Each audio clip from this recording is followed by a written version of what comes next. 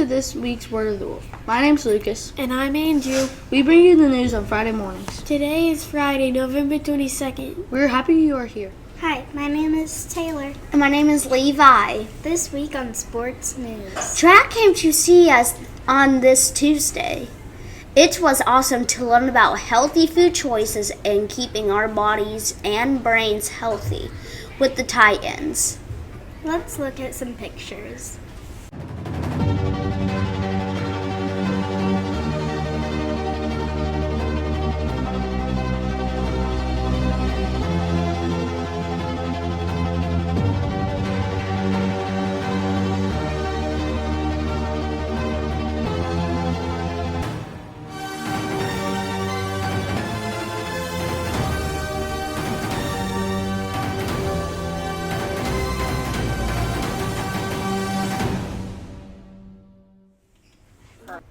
The high school softball team is having a pancake breakfast with Santa on December 14th at the high school. The boys' high school basketball game is at 7:30 on November 19th at Clarksville. The girls' basketball game is at 6 on November 19th, also at Clarksville. Now we'll turn it over to Reading Report. Hi, my name's Hale. And I'm Donovan. We're here for the reading report. Remember to keep reading, wolves. We've seen a lot of ducks out in the hallway if yours is there. Remember, if you don't get a duck, it's okay. Some people haven't either. Don't give up. Keep reading. Thank you for all for supporting our literacy book fair for this past week. We had a great time shopping for new books with you. Now let's head over to Weather and Lunch Report. Hi, my name is Brandon. And I'm Owen.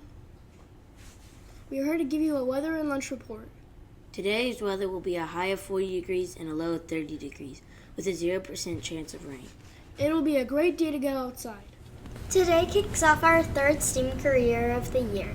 Joining us today is Wyatt and Isabel Ramsher's dad. Thank you for coming today, Mr. Ramsher. Mr. Rapture, we first want to thank you for your service to our country. Thank you. Mr. Ramsher is a retired combat Harrier pilot with the United States Marine Corps. Mr. Ramsher, can you tell us more about this? Sure. That's true. I flew the AV-8B Harrier for 20 years in the Marine Corps.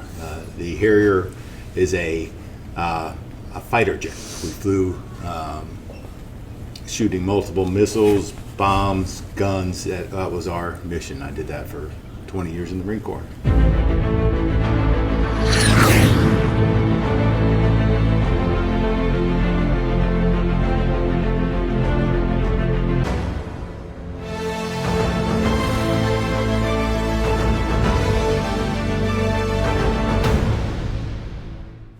Have you ever served in a war?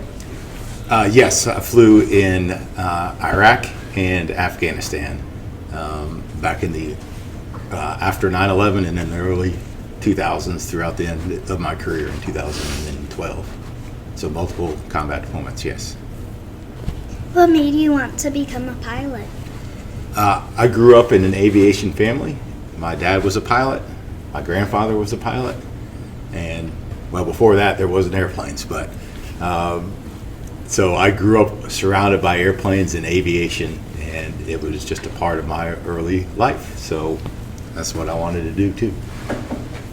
We read that you were also an instructor pilot. Can you tell us more about this? Sure. Obviously, aviation is like anything else. It's not a natural thing. You have to learn how to do it. And I had my instructor pilots as I was learning as a student.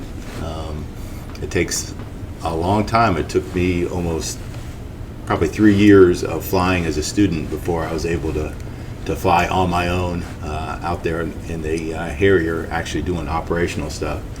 And as you gain experience, you're able to come back as an instructor pilot and teach the same students the same stuff that you learned years before. So you bring your experience and pass it on to the next generation of pilots. Now you are a pilot for Southwest Airlines. How is this similar and different from flying in the Marines?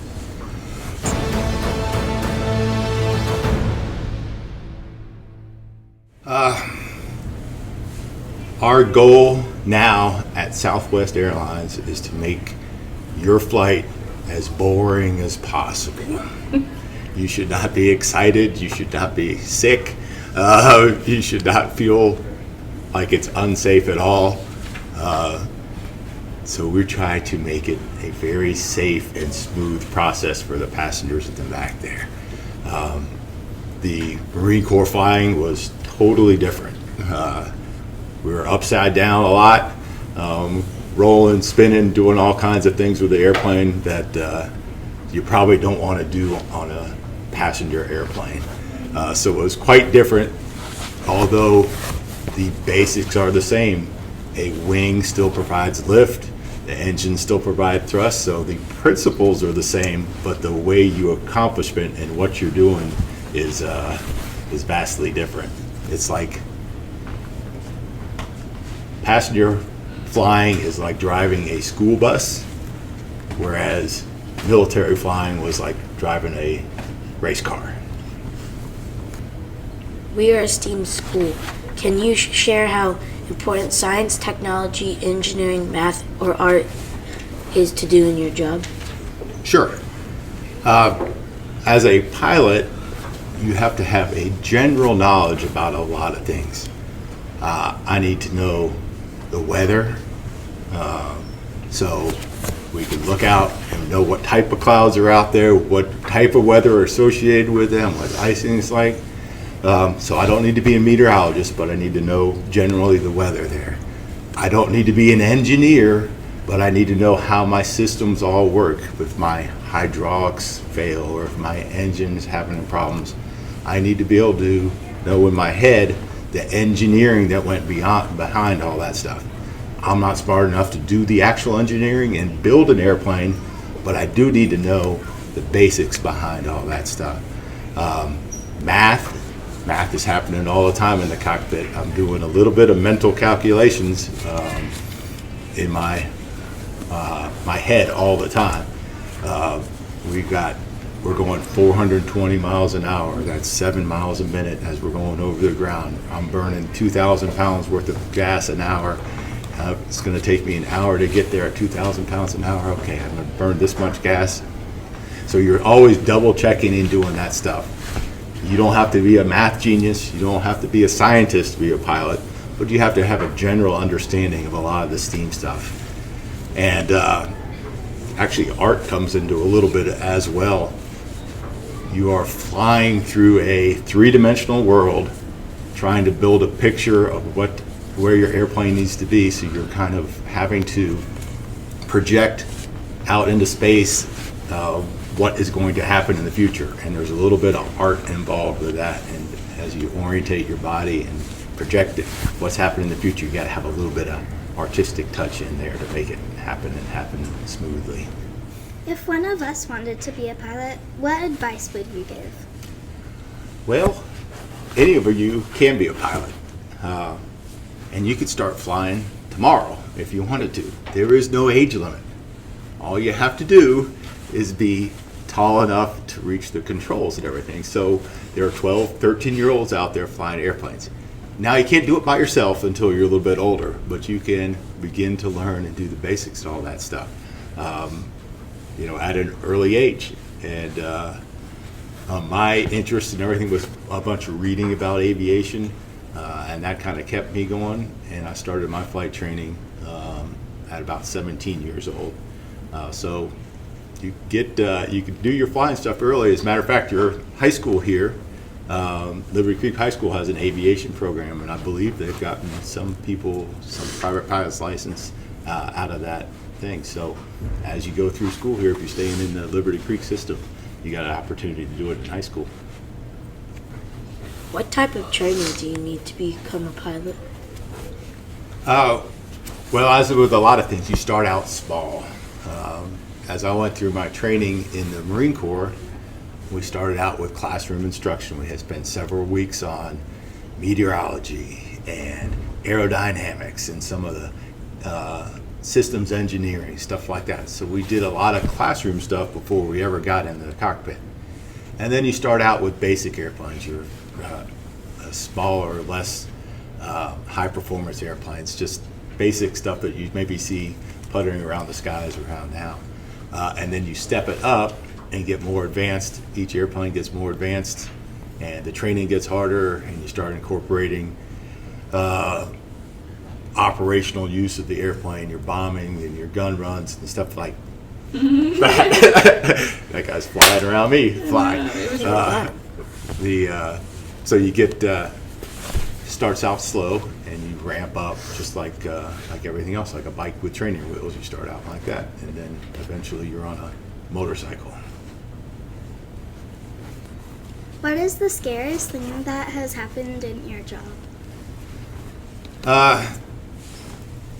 Well, like I was saying before, the civilian passenger side of this stuff is very benign. I don't think I've ever been scared in that part of the job, which is good, because if I was scared up front, you guys would be scared in the back, and that's not what we want.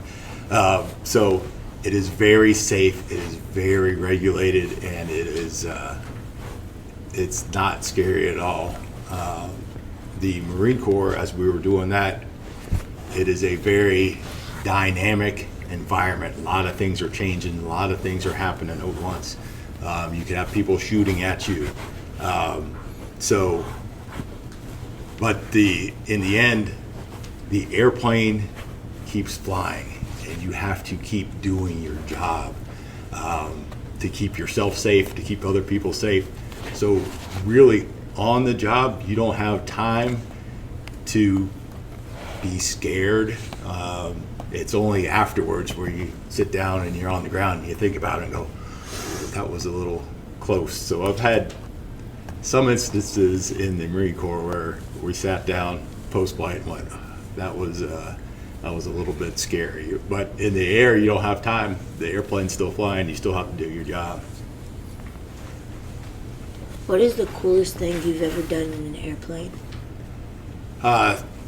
Definitely the coolest flying I did was in the Harrier and in the Marine Corps. I don't know if I could come up with a coolest thing.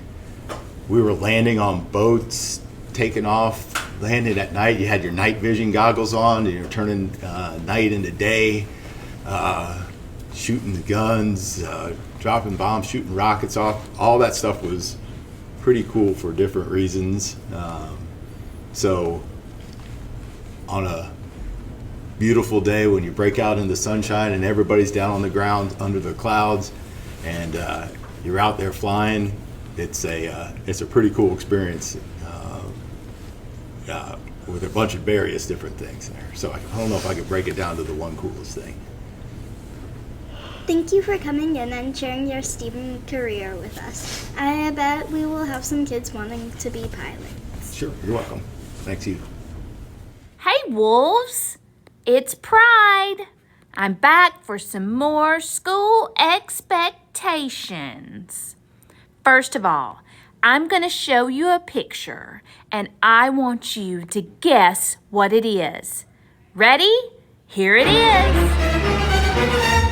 If you guessed aluminum foil, you are correct, and it is wreaking havoc in our lunchroom. Wolves have been taking their aluminum foil and making creations and not eating, but worst of all, they are destroying our property. This disturbing discovery was made as the tables were being cleaned. There were black marks that would not come off the table. No matter how hard they tried, the marks remained. What could be causing this destruction? Could it be? Oh no. Oh, not the aluminum foil. Oh, but it is the aluminum foil. Wolves have been scraping the table with aluminum foil and causing destruction. Wolves, respecting our school home, keeping it beautiful and clean is one of our pack dozen. Remember, we need to have integrity, doing the right thing when no one is watching. Someone may not see you scraping the table, but you should know it's wrong and not do it. Wolves, have a great Thanksgiving next week, and we will see you next time for School-Wide Expectations. Now would you please pause for a moment of silence?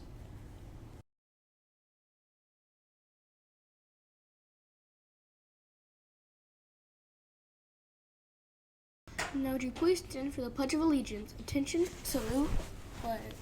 I pledge allegiance to the flag of the United States of America and to the republic for which it stands, one nation, under God, indivisible, with liberty and justice for all. This past week, we celebrated our amazing assistants. They help us during class, chaperone our field trips, and open our milk cartons at lunch.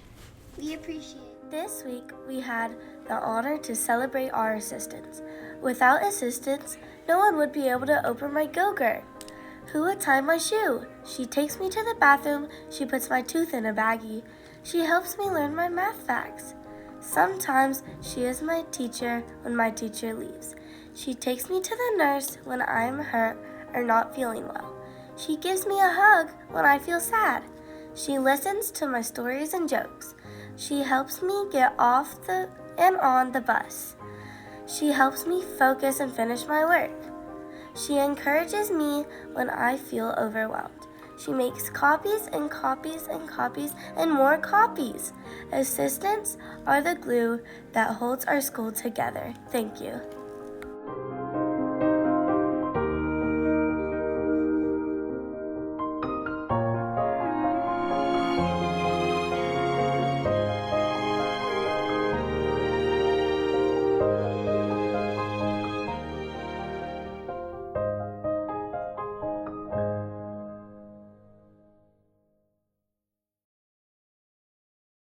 This concludes our Word of the Wolf this week. Have a good Thanksgiving break. What is the smartest bug in bug school? I don't know what. A spelling bee.